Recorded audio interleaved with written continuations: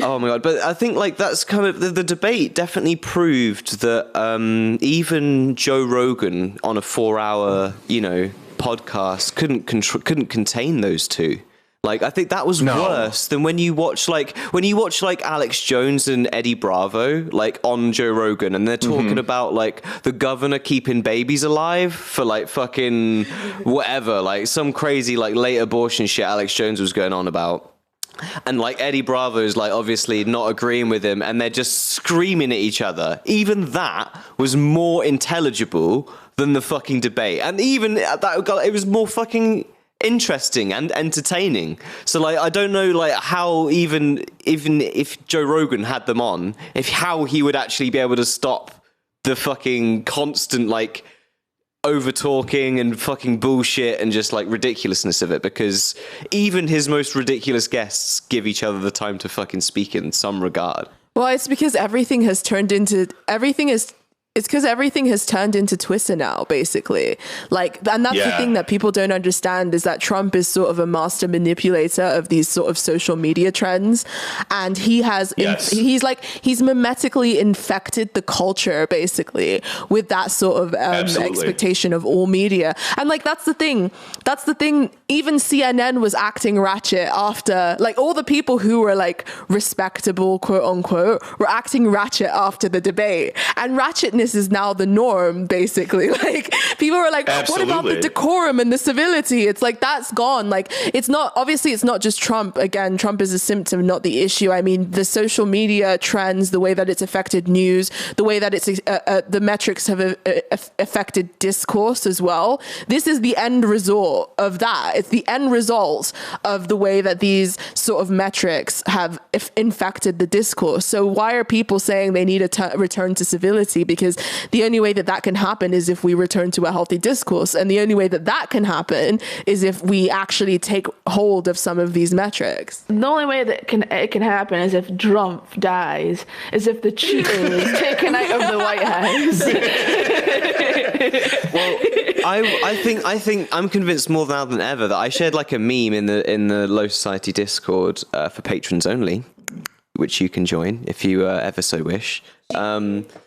But I shared a little meme in there that was like the debate going on, and then all of a sudden, friggin' Bernie comes out with the steel chair, and it's just like, yeah, that's like the only way I feel like this is gonna get resolved at this point. Is like if we have literally Biden in the red corner, Trump in the blue corner, or whatever way around that is for the American politics. I think it's the other way around, isn't it? Like the Republicans are red and the Democrats are blue? Yeah. Oh, fuck it, whatever. Can you smell? Yeah, exactly. Bernie is cooking.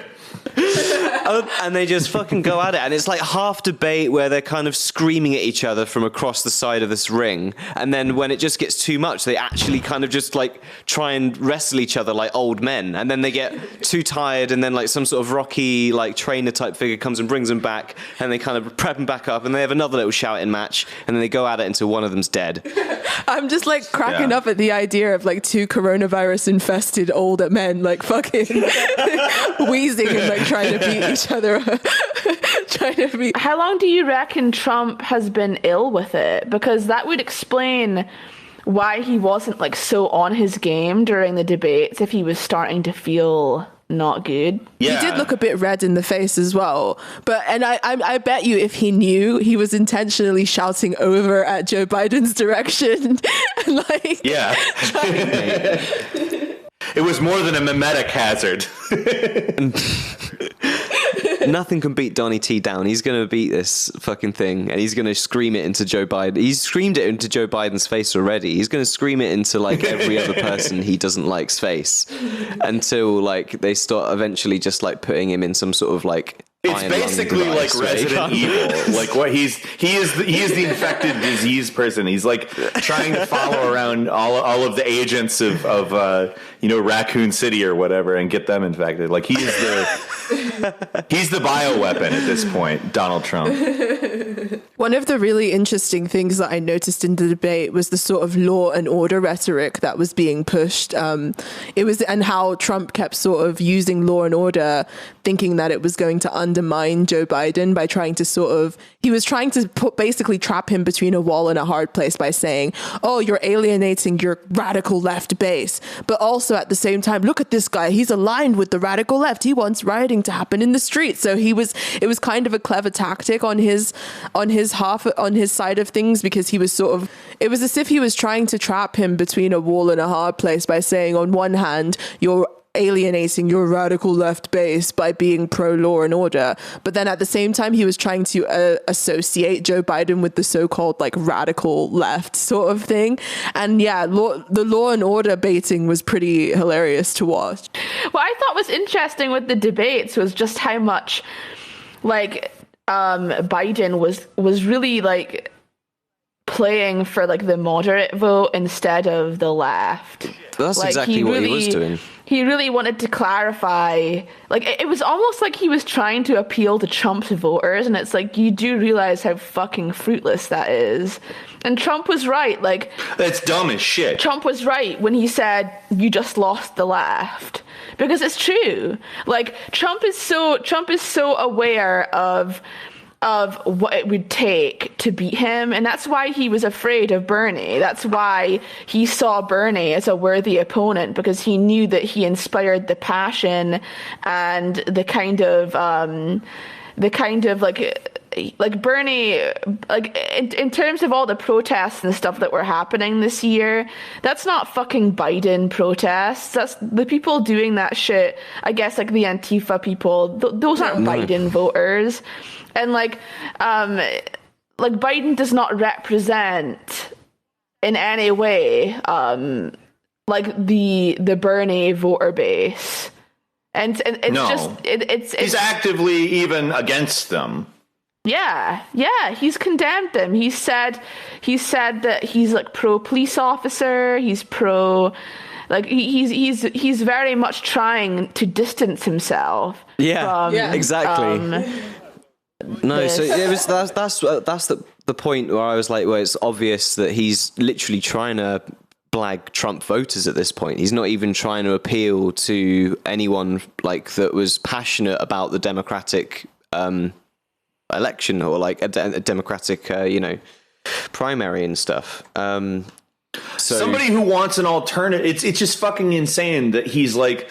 It's so obvious when people want a contrast, an alternative, and it's just like, no, we're just going to go back to before Trump, as if that's fucking possible. Like, and the thing is, all of the things that, like the kids in cages shit, that started during the administration Joe Biden was a fucking part of. Like, so many of the apparatuses that Trump is utilizing were set up during the Obama administration. And it's just like, How do you think like going back to normal is really that much better? Like, yeah, there's more decorum, but like the right doesn't need decorum. As we said earlier, they don't have to have decorum. They have power. Power, it substitutes in there. Like, if you think that like having Biden in and having all of the nice words said and not outwardly being hostile towards, say, like marginalized groups or whatever, is actually going to be a material improvement for the people that anybody actually has any concern for.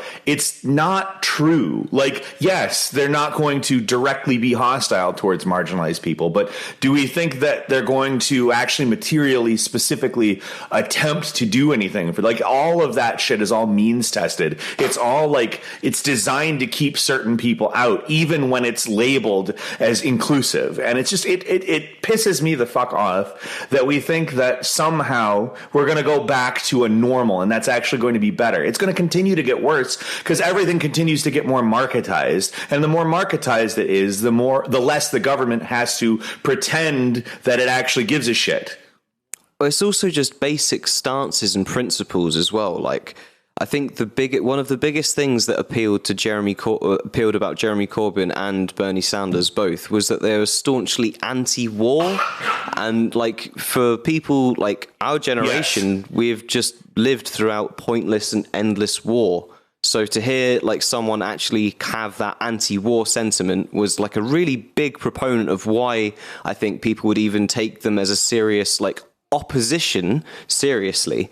But then you see Joe Biden and the Democrats make the stance of, oh, well, we're not pussy Democrats. We want to increase the military budget again. If we get in, we're going to increase it again still yet. And you're just like, well, that isn't... that's not the vibe. That's not the vibe I feel like a lot of people our military going for budget right now. Like, yeah. And that budget is like, if you combine all of the other most powerful countries, like China has like a military budget that's somewhere in like the 20%. China is, I mean, economically speaking, a bigger country than the United States of America and has like a third of the military budget. It's fucking, yeah, China. The way he says it is incredible. Oh my God. Oh my God. You know what? I would genuinely be kind of upset if he died, because like, it's just so entertaining to hear. It's entertaining to hear him speak. And also, I was so looking forward to, if Biden does win, which he probably won't, but if he did, what we talked about, like Trump having his post-presidential career where he can really just like say whatever the fuck he wants. Like, I don't know. It would now be, you see, I think he'd start a you podcast. See, if I say any of this stuff, people are like, Angie, you're a fucking fascist and you should not have a Twitter account and we're calling Jack Dorsey. So, but yeah, I agree. I agree. Like, but the thing that is kind of worrying to me is the fact that it seems as if the closer we get to the election, the more unhinged and sort of punitive and, really hostile the libs seem to be getting. And it seems as if they're taking out all of their frustration and impotence and alienation on anyone who is a political dissenter. And not even like serious political dissent, even the mildest bit of political dissent, anything that's not just selling party lines. Yes. Because that's what they want you to do, is to sell party lines. Anything that's not selling party lines is met with like the utmost hostility. And I feel like we're in a period where any sort of political dissent has to be navigated very carefully, because they feel like if Trump wins, it's the fault of the people who have any form of political dissent around the strategy of the Democratic Party. And it's like, well, if you're confident, motherfuckers, if you believe that you've done the right thing, then just fucking win. It's not anyone else's fault but yours if you don't win, which is what they don't understand. Go and win instead of sitting around doing Tumblr witch shit and praying for people to die. Win. Like, actually win fair and square. Like, there was a person who was like, oh, well, like, the people celebrated when Hitler committed suicide. And I'm like, the Allied forces had power and legitimacy, and they defeated him fair and square. And if he hadn't had committed suicide, they would have fucking tried him for war crimes, because they had the power and the authority to do that. It wasn't just this impotent celebration of nothing, basically. It's frustrating. And I feel like the closer we get to the election, the more of this sort of unhinged shit we're going to see from people, because they're looking for someone to scapegoat and someone to blame. That's like, if you even think that Hitler killed himself. Here we go. Just saying. Yeah, I know. He's literally, he is in South America right now. Could be. No one really knows. Oh, the conspiracy that Trump doesn't actually have COVID has been going around as well. Like, it's going, like, everything's going crazy and unraveling. I'm telling you, like, people are losing their fucking minds. And even the election night as well, not the election night, sorry, even the debate night as well, like, people were really like, I don't know, I can't really tell why people are losing their minds this much. Like, why are they so divorced from reality? I just have this image in my head of someone just sort of like going through, like, I'm just really anxious through lockdown and the COVID and, the election coming up, and just, I'm really hoping that we get Trump out, and like all of these like just really sincere like things. And then this guy just looks at him deadpan in the face like, well, that was all predicated on the basis of a spherical Earth. So I don't know how much of that I could even really listen to, my dude.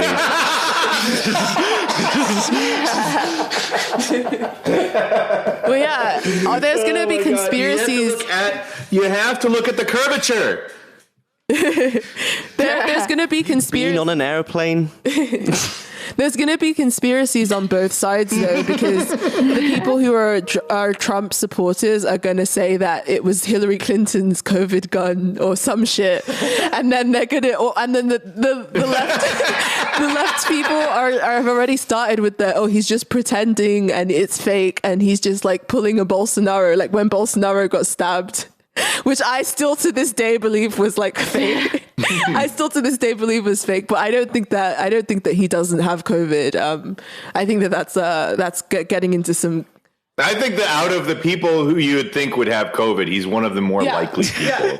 Honestly, he's so not careful about anything. No. I'm actually shocked it took this long for him to get COVID. No. And didn't they test everybody before they let the debate go down? Like it just seems a bit fishy to me because I thought they would have tested. I'm guessing they tested everybody but the two people involved. Wow. So now that's ridiculous. Even even Joe Rogan was talking about like how crazy all the rules are around making those UFC fights happen now with like no audience and like how many tests all the fighters have to go through at like different stages of the day. Even like it's crazy. So to there even be less like lax regulations about a presidential debate than there would be about some fucking cage fight kind of does speak volumes about America, doesn't it? Well, it basically it does, doesn't it? It very much does. Basically was a COVID UFC like fucking fight at the end of the day. That's basically. It was a COVID cage match. Basically. But yeah, a lot of people then started talking about like who they thought the winner of the debate was. And there was no winner of the debate. Like it was just a farce. And the sad thing is it wasn't even funny or entertaining. It was just sad because at the end of the day, the people who are going to lose out are the poor and like working class of America. Those are the real people who are losing. Like none of this has a winner attached to it. And anyone who thinks that they're winning in any form. For me, I kind of had this, so Trump kind of came out strong from the start. Like he was briefly really funny, but it was very brief. It did not last very long. He ran out of energy really quick and he defaulted back into an actual kind of politician mode. I thought that he sounded, other than the fact that he was crazy, like as far as interrupting, he interrupted like nonstop, but the things that he was saying sounded a lot more like something that Ted Cruz would have said as opposed to something that Trump 2016 would have said. I don't know about that because he started talking. That, like, he started talking about Joe Biden's son, which I've never seen done like unless I'm just ignorant. But I've never seen. I think that you're right about that. I've never seen any politician in a debate bring up like personal family shit, basically, which I thought was just like. That was like another level. To talk about Ted Cruz again, he called Ted Cruz's wife ugly, didn't he? Yeah. And during the debate, it was like I feel like Biden what happened was that Biden was the one who initiated it by saying something like my son, wasn't a sucker or something. And no, it was something. Yeah. No. What happened was Trump talked about military, Bo in the military. Trump went for the jugular and was like saying like Hunter Biden, like your son was on crack. Like he was just like really he was on drugs. He was on drugs. He was wilding out on drugs. But as if his kids aren't fucking crackheads. Yeah. Come on. But even then, like half of America, the Trump kids aren't crackheads. The thing is, it's crazy though because it wasn't strategic on his part because half of America is like going through some crazy opioid crisis at the moment. So it kind of made him, exactly. And that's the thing is like I feel like in that sense, Trump is almost like a dog with a bone. He was sort of singularly focused on yelling at Joe Biden, and he sort of forgot to address the American people, quote unquote. But there were certain times where he did look into the camera and say things to the audience, but they were always flippant. But then Joe Biden kind of gave me televangelist vibes throughout the whole thing because he kept looking at the camera and making these like come to Jesus appeals. Like, all you have to do is vote for me in November and all your problems. Like, it was very sort of like he's decided to go. Come on, this guy, he's such a liar. He lies and you should not accept that. He's obviously his brain's rotting, so it wasn't convincing in any way. But no, but it was weird. It was weird to me because maybe that may be effective. Because I feel like people are kind of tired of chaos and hostility, and they're afraid. And I feel like Trump tried to do what he did in 2016 here, which may not work to his advantage because people are weary of chaos and they want something that's going to make them feel like they have some form of peace and control, which is there's a pandemic going on. If he was smart, he would have tried to project that kind of authority rather than sort of be like, I am the chaos. I am the fucking, maybe I am the danger. Yeah. He went like full on Walter White. So maybe it may not work to his advantage. We'll just have to wait and see. But then again, this is America we're talking about. And I feel like Americans respect strength and being based more than they respect, utility in that regard. So I may be completely wrong in my assessment. I think that a lot of people think he came out stronger because he was yelling the most and got the most dunks in. That's exactly what he wanted, though. That was his whole strategy, was just to be the buffoon and fucking come in swinging hard like some sort of fucking like angry mob boss. Like... Yeah, but he kind of ran out of energy. Yeah. Like, I think that it was obvious that he had something going on, and that's I think it's interesting that only a couple days later he gets diagnosed with COVID, because I do think that it was obvious something was going on, because I remember going like, he came out so strong, but like it seemed like he was running on fumes, because it stopped being funny really quick and it just turned into a sad thing, and it's like. That doesn't happen with him usually. Like, he's pretty funny even when you're like, wow, this is a horrible person. Yeah.